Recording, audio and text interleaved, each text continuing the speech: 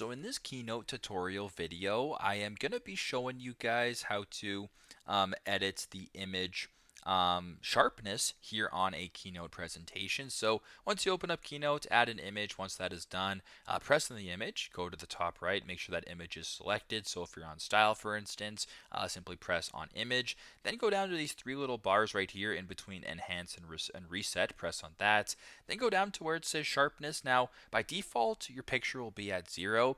But if you slide this slider to the right, you actually make the photo appear a little bit more sharp. So that's 100, that's 0. If you go ahead to 100 just like that and you want to reset it or enhance it, you can do the exact same thing or press reset and it'll get rid of the sharpness just like that. So super simple, super straightforward, but that is how to edit the image sharpness or the sharpness of an image here on a Keynote presentation. Thanks again for watching, and I hope this video helps.